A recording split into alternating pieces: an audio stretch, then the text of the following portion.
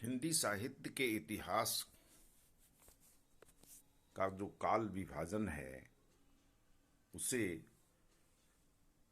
संवत 1050 1050 से माना गया है।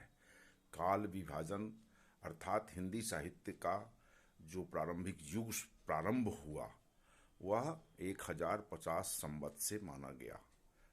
आचार्य रामचंद्र शुक्ल हों या बड़े बड़े कोई भी इतिहासकार हों, सबने स्वीकारा है। संस्कृत से हिंदी तक आपको कई पड़ावों से गुजरना पड़ा हिंदी तक की यात्रा करने में संस्कृत भाषा से, लेकिन काल विभाजन संवत 1050 से ही प्रारंभ हुआ है।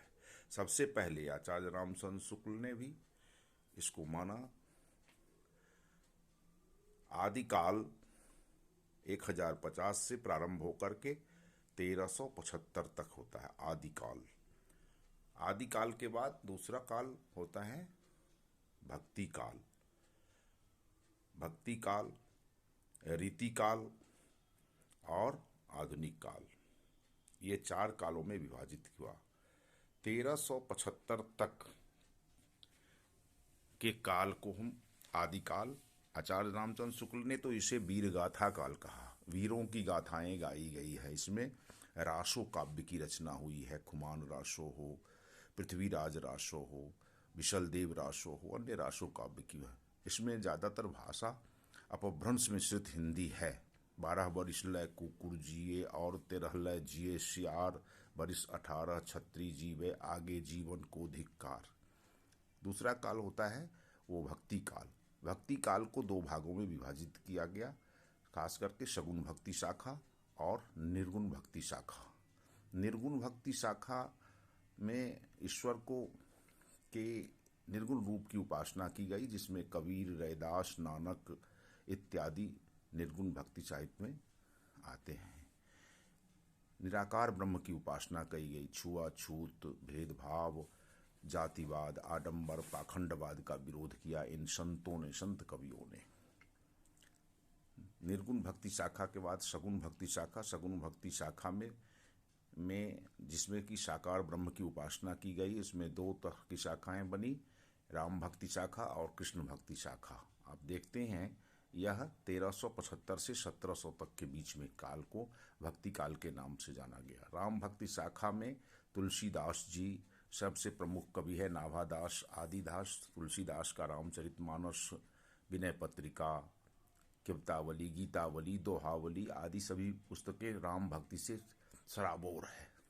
दूसरी शाखा है कृष्ण भक्ति शाखा, जिसमें कृष्ण की उपासना, बाल रूप, खास करके कृष्ण के बाल रूप और ऐसे यौवन लीला का वर्णन किया गया, जिसमें सूरदास, नंददास, चित स्वामी, गोविंद स्वामी, परमानंद दास आदि देखते हैं, जो जिनको अष्टछाप के कवियों के नाम से जाना गया।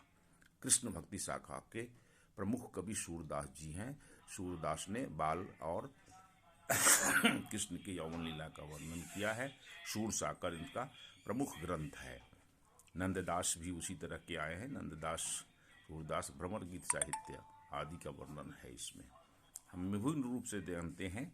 इसके बाद 1700 से लेकर 1850 तक के काल को रीति काल के नाम से जाना गया। रीति काल मतलब श्रृंगार काल। इसमें राजा महाराजाओं की चाटुकारिता का ज़्यादातर वर्णन है। रीति काल को भी 3 भागों में विभाजित किया गया, रीति सिद्ध, रीति मुक्त और रीतिबद्ध।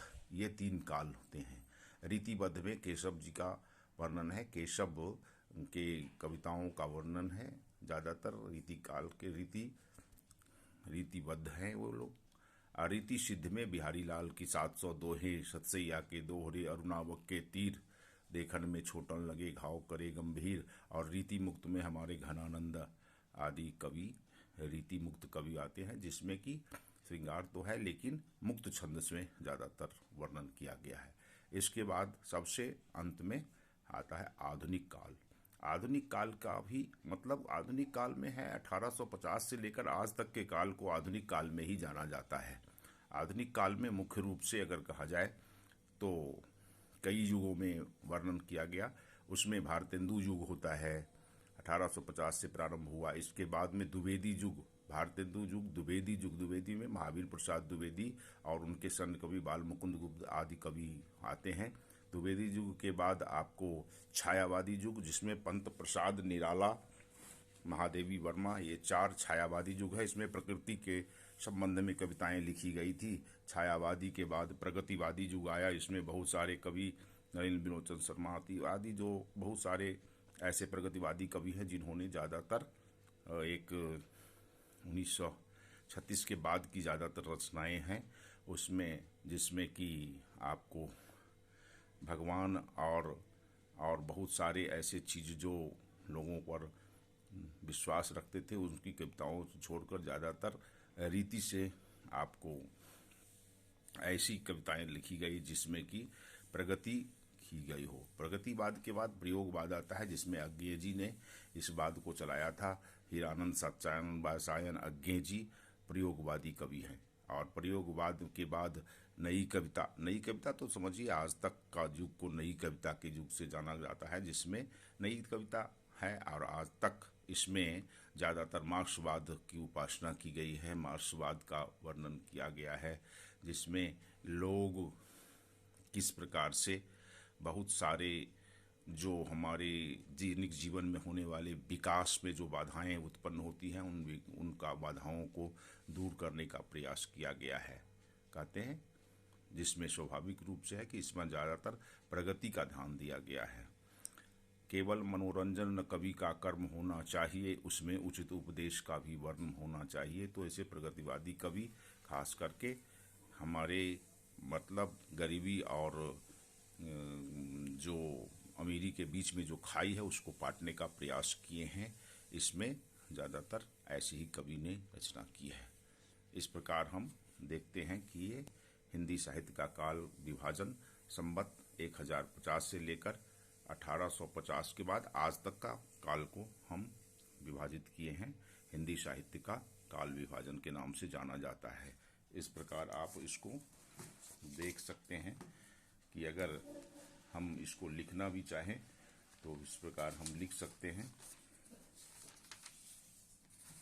हिंदी साहित्य के काल विभाजन के रूप में।